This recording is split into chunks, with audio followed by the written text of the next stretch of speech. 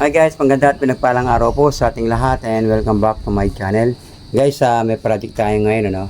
Gagawa tayo ng dual D10 na pang mid-high. At ito yung kanyang design, ano? Ito yung kanyang speaker, dito yung kanyang air vent at andun yung kanyang horn tweeter na 4x10 na crown.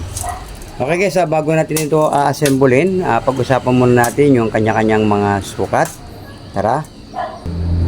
Okay guys, magsimula tayo dito sa front at sa backboard. Guys, ang lapad nito ay 11 and 1/4 at yung kanya namang taas ay 27 inches. 11 and 1/4 by 27 inches.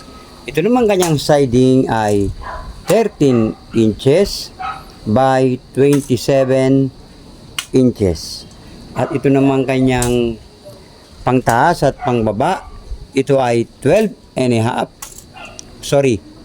half by 13 inches.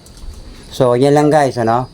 At sa pag-assemble guys, bago natin iligay itong ating front, make sure na nakalagay na yung kanyang screen sa loob para hindi tayo mahirapan, ano? So gagawin ko muna siya ng screen and then unahin ko munang assemblein itong box at ihuhuli natin itong kanyang pinaka front. So tara guys, simulan na natin.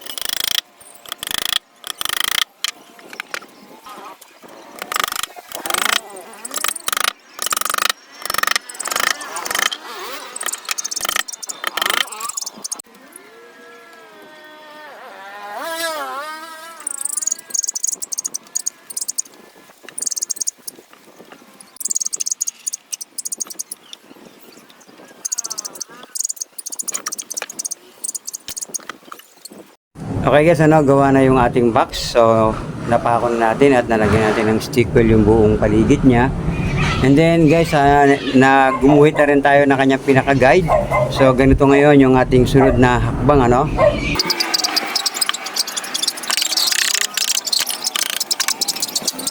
So ganyan guys, yung ating magiging sunod na gagawin.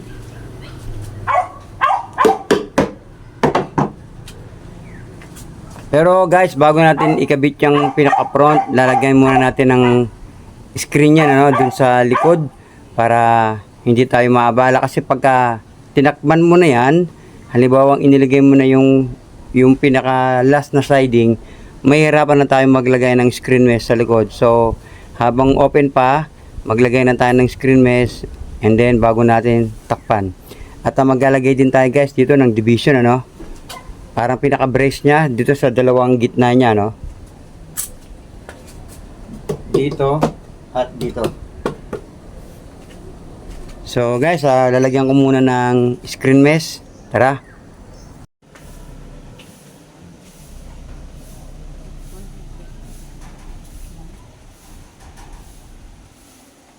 Okay guys, ito yung ating ilalagay na kanyang screen mesh. Galing ito guys sa kanyang speaker, yung speaker na yung parang ganito. So kinuha natin yung kanyang screen at ito yung ating ilalagay dito sa kanyang mga butas. Okay? Tara guys.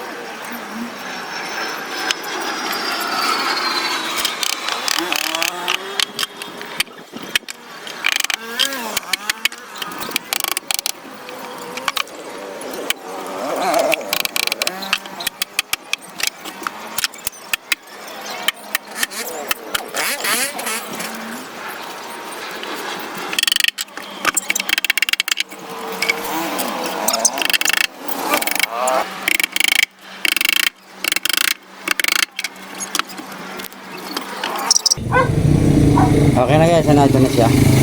So, ikabit na natin.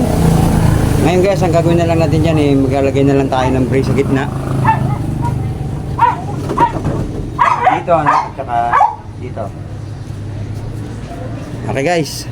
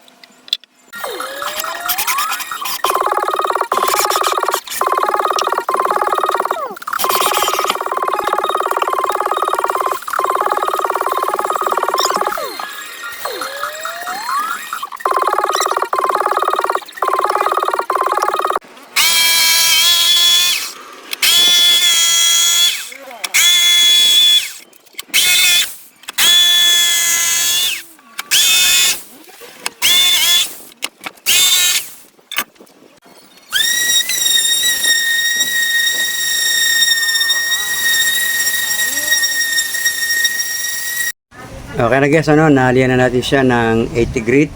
So, ipifinishing lang natin siya mamaya ng 240 grit, Ngayon guys, accessories na lang ang hinihintay niya, tsaka yung mga speaker.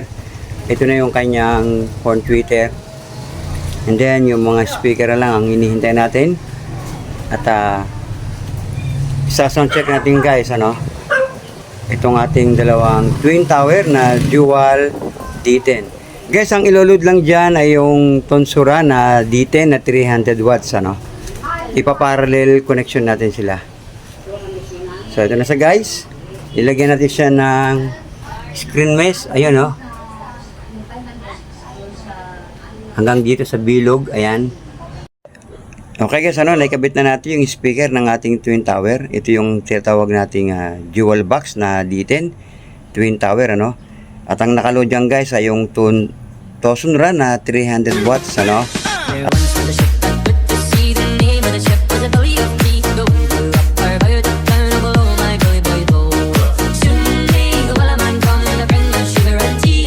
Okay guys, kung nagustuhan nyo itong ating munting video, huwag nyo pong kalimutan, pakipindot mo ng subscribe button, notification bell, pa-share and pa-like na rin po. At ang pag-ibig, pagpapala po ng ating dakilang Diyos ay sumating pong lahat. Maraming salamat po.